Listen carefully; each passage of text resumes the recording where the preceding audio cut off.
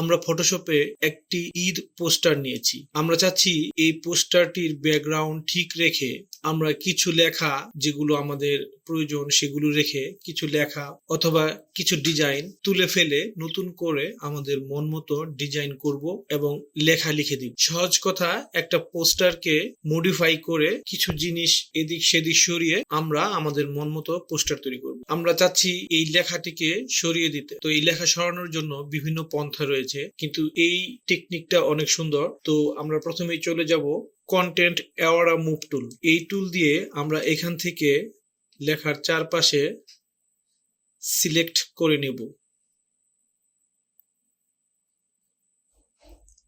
নেয়ার পর এই টুল দিয়েই আমরা এটাকে ধরে এদিকে সরিয়ে নিব। আমরা এটাকে ছোট করে দেব। এখন আমরা কিবোর্ড থেকে ইন্টার চাপবো।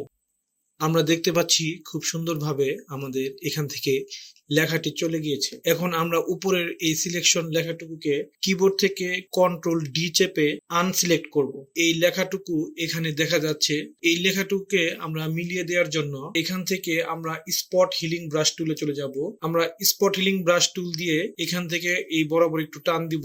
আমরা দেখতে পাচ্ছি খুব সুন্দরভাবে আমাদের লেখাটি উঠে গিয়েছে এবং এই জায়গাটুকু ফাঁকা হয়ে গিয়েছে। কিন্তু এখানে একটি প্রবলেম হয়েছে। জার লাইট গুলোর যে শিকল গুলো রয়েছিল, এই শিকল গুলো এখান থেকে রিমুভ হয়ে গিয়েছে, দেখতে খারাপ লাগছে। তো আমরা এই শিকল এখন কিভাবে ঠিক করতে পারি, তার জন্য আমরা এখান থেকে রেক্টেঙ্গেল মার্কি টুল সিলেক্ট করব। সিলেক্ট করে আমরা এই শিকল বরাবর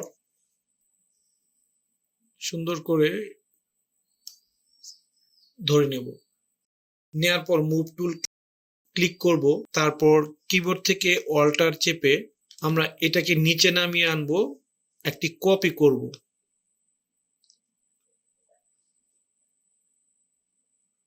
সিলেকশন ছাড়ানোর জন্য কিবোর্ড থেকে কন্ট্রোল ডি চাপবো। আমরা দেখতে পাচ্ছি খুব সুন্দরভাবে আমাদের শিকল তৈরি হয়ে গিয়েছে। এই পাশেও একইভাবে আমরা রেক্টেঙ্গেল মার্ক টুল নিয়ে এখান থেকে সুন্দর করে সিলেক্ট করে ধরে নেব। নেয়ার পর মুভ টুল ক্লিক করব। তারপর কিবোর্ড থেকে অল্টার চেপে আমরা কপি করে নিচে নামিয়ে জোড়া লাগিয়ে দেব। এখন কিবোর্ড থেকে কন্ট্রোল ডি চেপে আমরা সিলেকশন ছাড়িয়ে দেব। আমরা দেখতে পাচ্ছি অনেক সুন্দরভাবে আমাদের শিকল গুলো তৈরি হয়ে গিয়েছে।